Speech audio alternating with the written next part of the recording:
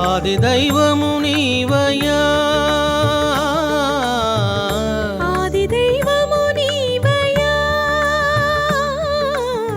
నామము రూపము గుణములు లేని, నామము రూపము గుణములు లేని, ఆత్మజ్యోతివి నీవు శివా, ఆత్మజ్యోతివి నీవు శివా.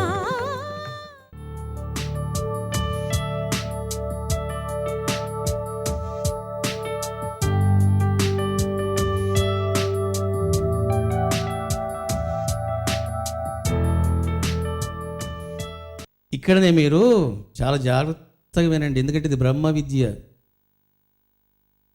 సునిశ్చిత మేధా సంపత్తి ఉంటే చాలదు, ముందు బాగా వినాలి, చక్కగా అర్థం చేసుకోవాలి. నేను లోపలికి వెళ్తూ ఉన్నాను, ఇక మీరు కూడా అలర్ట్గా ఉండండి. సబ్జెక్ట్ కొంచెం కష్టంగా ఉండవచ్చు, కష్టమైనా విన్నప్పుడే మీకు అందులో పట్టు దొరుకుతుంది, రహస్యాలు చక్కగా అవతం అవుతాయి. కాబట్టి ఆధ్యాత్మిక జీవితం అంటే ఏమన్నాను అని అంటే ఆత్మస్ఫురణను కలిగి ఉండడము, అనాత్మస్ఫురణను త్యజించడము అన్నాను. స్ఫురణ అంటే ఏమిటి అని అంటే కాన్షియస్నెస్ అంటారు ఇంగ్లీష్లో, ఎరుక అని అంటారు. ఎరుక, ఈ ఎరుక రెండు రకాలు, ఒకటి కాన్షియస్నెస్, రెండు అన్కాన్షియస్నెస్. కాన్షియస్నెస్ అంటే ఏమిటి అని అంటే ఇదిగో నీవు ఆత్మ గురించి ఎరుకను కలిగి ఉండడం. The consciousness of what? The ఆత్మ. The consciousness of what? అనాత్మ. కాబట్టి ఈ వస్తువు ఏమిటి అన్నప్పుడు ఇది ఒక speaker. Okay, this is the speaker, this is the metal. దాని యొక్క పర్పస్ ఏమిటి అని వాడు తెలుసుకుంటూ ఉన్నాడు. వాడు దేనికి తెలుసుకుంటూ ఉన్నాడు? ఇంటలెక్ట్ అంటారు, బుద్ధి అని అంటారు. ఆ బుద్ధి ఉన్నా కూడా ఒకడు తెలుసుకోలేడు, వాడు కోమలోకి వెళ్ళిపోయాడండి అంటారు. వాడు ఉన్నాడు, వాడు కోమలోకి వెళ్ళి, what the meaning of that అంటే కాన్షియస్నెస్ అనేది ముందు బాగా అర్థం చేసుకోవాలి. ఆత్మ స్ఫురణ, అనాత్మ స్ఫురణ. నేను బ్రహ్మమును అన్నటువంటి దివ్యానుభూతిలో నీవు ఉండి నిరంతరము నేను బ్రహ్మమును అన్నటువంటి జ్ఞానం కనుక నీకు ఉంటే దాన్ని ఆత్మస్ఫురణ అని అంటారు. అలా కాకుండా నేను దేహమును, నేను పురుషుడను, నేను కళాకారుడిని, నేను బ్రాహ్మణుడను, నేను స్త్రీని, చూసారా? ఇగో ఇవన్నీ అనాత్మ. కాబట్టి ఒక 100 మంది అలా వెళ్తూ ఉన్నారు, ఒక్కొక్క నాప్యం, బాబు ఇక్కడ రా, నీవు ఎవరు అన్నామనుకోండి. Now how many people are asking the question? 100 people. 100 మందిని నేను నిలబెట్టి అయ్యా నీవు ఎవరి అన్నాను అనుకోండి. వచ్చే సమాధానం ఏమిటంటే, అయ్యా నా పేరు సుబ్బారావు, నేను పెద్ద కాంట్రాక్టర్ను, అదేమైనా పని ఉందా? అయ్యా నేను డాక్టర్ని, మీకేమైనా రోగం ఉందా చెప్పండి. చూసారా? ఒక్కొక్కడిని నువ్వు ఆపి హూ ఆర్ యూ అన్నావు అనుకోండి. నేను డాక్టర్ని, నా పేరు వెంకటరావు, నేను యాక్టర్ని, నా పేరు నరసింహారావు. చూసారా ఏం జరిగింది ఇక్కడ? 100 మందిని ఆపి ఎవరు నీవు అన్నప్పుడు I'm getting the wrong answers, they are not the right answers. అవి సరైనటువంటి సమాధానాలు కావు. ఎందుకు అని అంటే ప్రతి మనిషి కూడా బ్రహ్మము అంటుంది శాస్త్రము, నిగూఢమైనటువంటి తత్వ సారాంశం. తత్వమసి, నాయన నువ్వు ఎవరనుకుంటున్నావు? తత్ త్వము అసి. చూసారా? తత్ ఆ బ్రహ్మము, త్వం నీవు, అసి అయి ఉన్నావు. శాస్త్రము ఆ విధంగా చెబుతూ ఉంటే నేనేమంటున్నాను? యాక్టర్ని, కండక్టర్ని అంటున్నాను. చూసారా? కాబట్టి హూ ఆర్ యు అన్నప్పుడు ఐఎమ్ ద బ్రహ్మం అని ఎవడని అన్నాడు అనుకోండి, వాడు కొంతవరకు బెటర్ వాడు. నేనండి ఇంకోటి స్టార్ట్ చేస్తాడు పంచాంగం, ఇదంతా అనాత్మ. కాబట్టి ఫస్ట్ మీకు ఆత్మ అనాత్మ అర్థం కావాలా. ఆత్మ అంటే ఏమిటి? నేను పరబ్రహ్మమును అన్నటువంటి అనుభూతిలో ఉండాలా. పిచ్చివాళ్ళగా నేను బ్రహ్మమును, ఇంకా భోజనం రాలేదు, ఇది బ్రహ్మజ్ఞానం కాదు. కొంతమంది చూడండి, సన్యాసులు కూడా నేను చూశాను, ఏముందయ్యా బ్రహ్మజ్ఞానం, బ్రహ్మం అనుకుంటే చాలు అంటూ ఉంటారు. అది చాలదు. కాబట్టి బ్రహ్మం అంటున్నది ఏమిటి? మనస్సు అంటూ ఉన్నది. Who are you? You are the mind. నువ్వు మనసు కాదు, నువ్వు దేహాన్ని కూడా కాదు. మరి ఎవరు నువ్వు పరబ్రహ్మానివి. మళ్ళీ ఏం మాట్లాడుతున్నావు? కాబట్టి నేను బ్రహ్మమును అని చెప్పి మధ్యాహ్నం 1 గంట కాగానే భోజనం ఇంకా రాలేదా? బ్రహ్మమా? భోజనం ఇంకా రాలేదే? బ్రహ్మము. ఈ బ్రహ్మాలు పనికిరావు, వాడికి భోజనం బెటర్. చూసారా? కాబట్టి నేను బ్రహ్మమును అన్నటువంటి దివ్యస్థితిలో నువ్వు ఉండాలా. ఇక్కడ మాట్లాడడం కాదు నేను బ్రహ్మం అండి అని. చూడండి, ఒక ఇంట్లో ఒక వ్యక్తి చనిపోయి ఉన్నాడు, తలుపు వేసి ఉన్నది. ఎవరున్నారు అన్నప్పుడు శవం మాట్లాడుతుందా? నేను ఉన్నాను, దా లోపలరా అంటుందా? శవం హీ వోంట్ స్పీక్ ఎనీథింగ్. శవము మాట్లాడదు. I'm saying Shivam also not speaking. ఇది నువ్వు బాగా తెలుసుకోవాలా. శివము కూడా మాట్లాడదు. ఇంకా శవం మాట్లాడదు, శివం మాట్లాడదు. ఇంకెవరు మాట్లాడతారండి? వాణ్ణే జీవుడు అని అంటారు, దాన్నే మిథ్యాహంకారము అని అంటారు. ఆత్మ అంటే ఏమిటి అని అంటే, ఇదిగో ఆ యొక్క ఆత్మ కాన్షియస్నెస్లో ఉండడం. నేను దేహాన్ని కాదు, నేను మనసును కాదు, నేను బుద్ధిని కాదు, నేను చిత్తాన్ని కాదు, నేను అహంకారాన్ని కాదు అని అంటాడు. ఒక స్టేజ్లో బ్రహ్మ విద్యను బోధిస్తున్నప్పుడు గురువులు కొంతవరకు శిష్యుడు ఎలా ఉంటాడంటే, నేను దేహాన్ని, నేను ఈ మనసును, నేను జీవుడును అంటాడు. కొంత జ్ఞానం కలిగిన తర్వాత ఏమంటాడంటే, నేను ఈ దేహాన్ని కాదురా, ఈ మనసును కూడా నేను కాదయ్యా, నేను జీవుడను అంటాడు. ఇది సెకండ్ కేటగిరీ. ఇంకా కొంత లెవెల్కి వెళ్ళిన తర్వాత ఏమంటాడంటే, నేను జీవుని కూడా కాదు, ఐఎమ్ ద బ్రహ్మం. దిస్ ఈజ్ ద ఆత్మస్ఫురణ అని అంటారు. నేను దేహమును, నేను మనసును, నేను బుద్ధిని, చిత్తాన్ని, అహంకారాన్ని, మరొకటి ఎవడైనా అన్నాడా? వాడు అనాత్మస్ఫురణను కలిగి ఉన్నాడు, అనాత్మ కాన్షియస్నెస్ని కలిగి ఉన్నాడు అని బాగా అర్థం చేసుకోవాలి. ఎవడైనా గనక ఏం మాట్లాడకుండా వాడు గనక బ్రహ్మముగా ఉన్నాడా, అతడిని ఆత్మస్ఫురణ అని అంటారు. ఆధ్యాత్మిక జీవితం అంటే ఏమిటో తెలిసిన? ఆత్మస్ఫురణను 100% చేసుకోవడం, అనాత్మస్ఫురణను 0 చేసుకోవడం.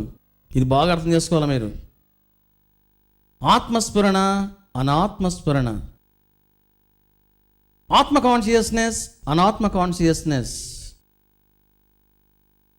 ఇప్పుడు నువ్వెవరు అని నేను అన్నాను, నేను సుబ్బారావునండి అన్నావు.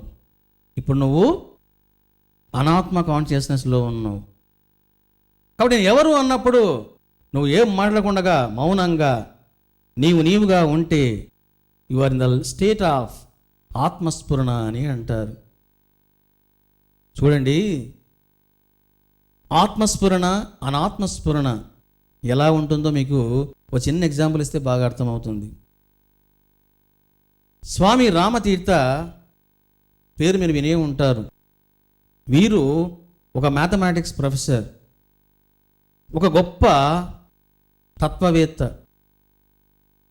భార్య ఉన్నది, పిల్లలు కూడా ఉన్నారు, సంసారం ఉన్నది, బాధ్యతలు ఉన్నాయి. మధ్యలో వైరాగ్యం కలిగింది. వెంటనే డిసైడ్ చేసుకున్నాడు ఏమని, ఇక ఈ సంసారము, ఈ భార్య, ఈ పిల్లలు ఇక నాకు అవసరం లేదు. కాబట్టి నేను నావారు అన్నదే మాయ అనుకున్నప్పుడు ఇక నావారు ఎక్కడున్నారు, నేను ఎక్కడున్నాను? కాబట్టి నేను ఉండవలసింది ఈ ప్రపంచంలో కాదు, హిమాలయ పర్వతాలలో అని చెప్పేసి ఏం చేశాడు, హిమాలయ పర్వతాలకు వెళ్ళిపోయాడు. కొండ గుహల్లో కూర్చొని తీవ్రంగా ధ్యానం చేశాడు. ఆత్మ సాక్షాత్కారం కూడా పొందాడు.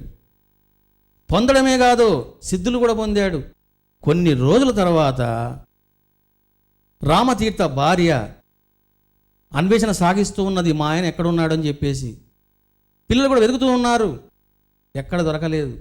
ఒకరోజు రామతీర్థ భార్య పిల్లలు ట్రేస్ అవుట్ చేశారు ఏమని, ప్రస్తుతం రామతీర్థ హరిద్వార్లో ఉన్నాడు, దర్శనాలు ఇస్తున్నాడు అని విన్నారు.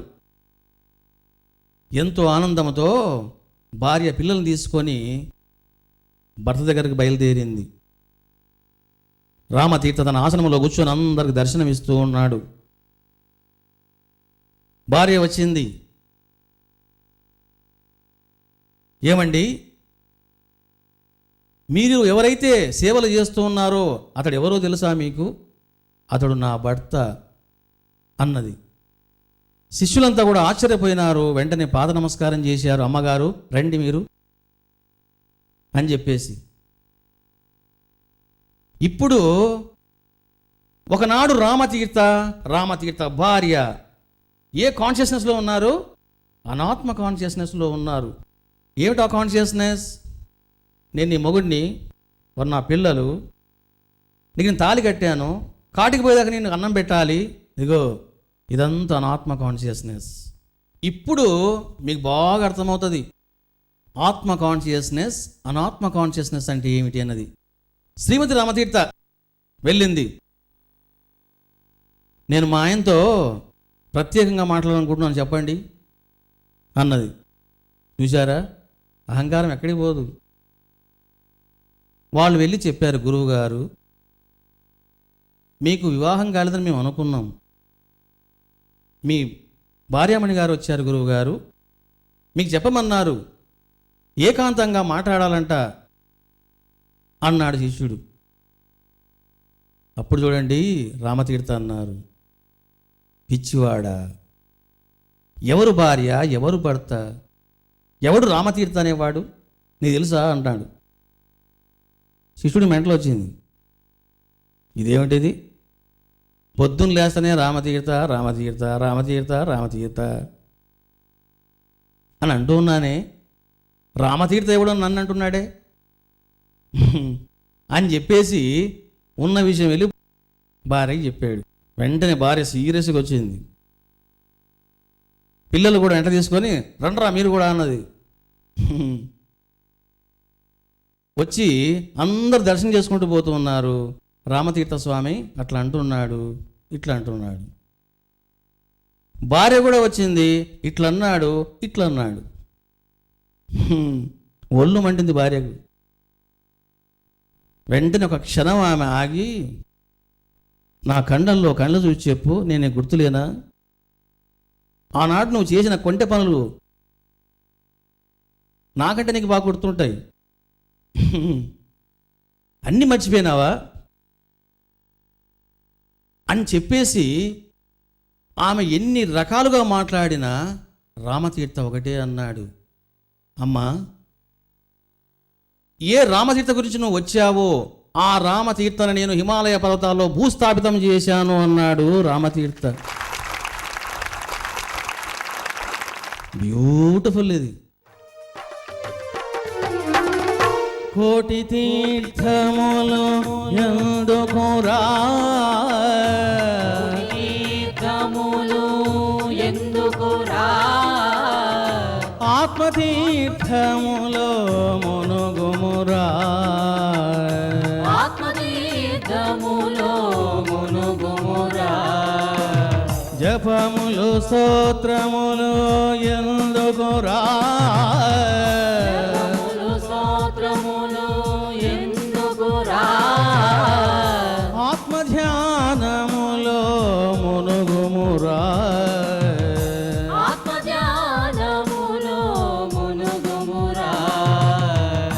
ధ్యానమే మనసును నిలుపునురా, జ్ఞానమే మనసును నిలుపునురా, ధ్యానమే మనసును నిలుపునురా, జ్ఞానమే మనసును నిలుపునురా, ధ్యానమే జీవుడిని శివుడిగా చేయును, జ్ఞానమే జీవుడిని శివుడిగా చేయును, ధ్యానమే జీవుడిని శివుడిగా చేయును, జ్ఞానమే జీవుడిని శివుడిగా చేయును, ధ్యానము చేయరవో జీవా, ధ్యానము చేయరవో జీవా, భ్రాంతిని విడువము ఓ జీవా, శాంతిని విడువము ఓ జీవా, త్రిగుణాతీతం ద్వంద్వాతీతం నాతీతం ద్వంద్వాతీతం మాయాతీతం మోహాతీతం మాయాతీతం మోహాతీతం స్వప్రమాణం స్వప్రకాశం ప్రమాణం స్వప్రకాశం మాయాతీతం ద్వంద్వాతీతం మాయాతీతం ద్వంద్వాతీతం నిర్గుణము నిరాకారము నిర్గుణము నిరాకారము నిరంజనము నిత్యము నిరంజనము నిత్యము నిష్క్రియము నిశ్శేషము నిష్క్రియము నిశ్శేషము అక్రియము స్వప్రమాణము అక్రియము స్వప్రమాణం.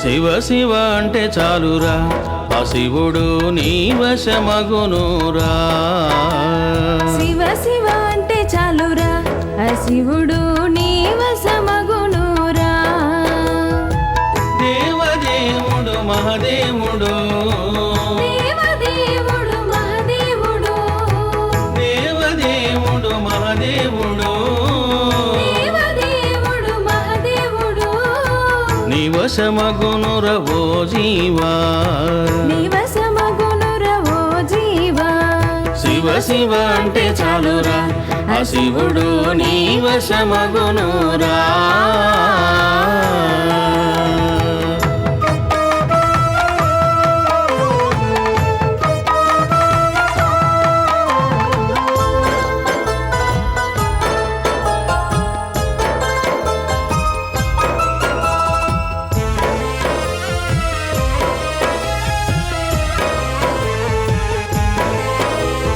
శుభంకరుడు మోక్షకారకుడు, శుభంకరుడు మోక్షకారకుడు, సులభ సాధ్యుడు దయాసాగరుడు, సులభ సాధ్యుడు దయా సాగరుడు,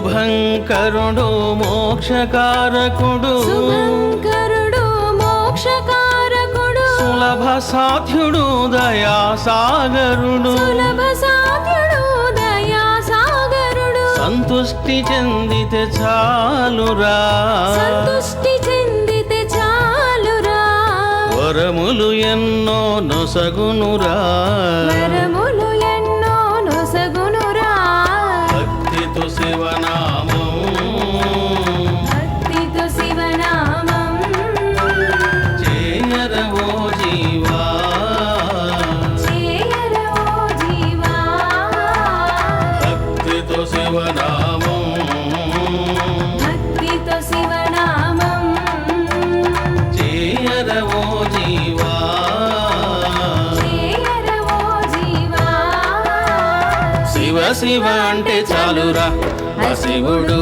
నీ వశమగునురా.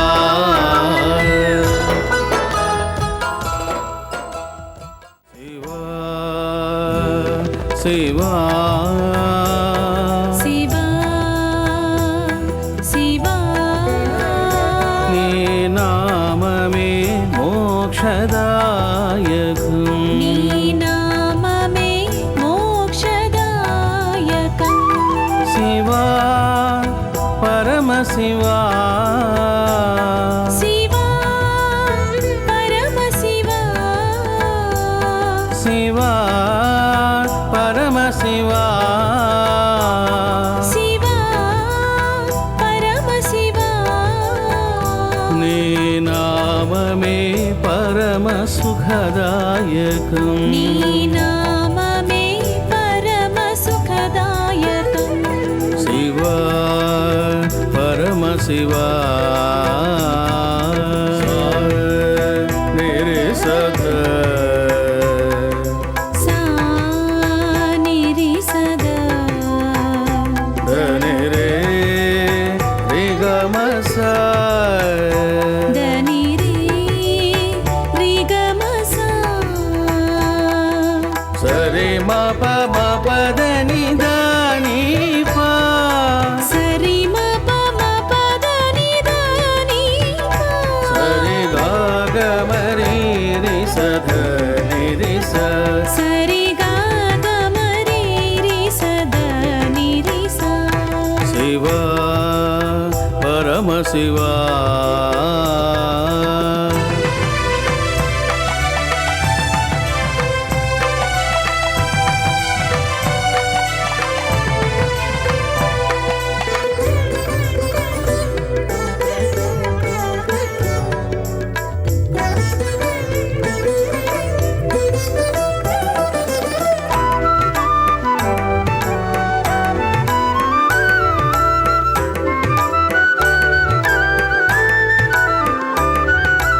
శ్రీరాముడు జపించిన నామం శ్రీరాముడు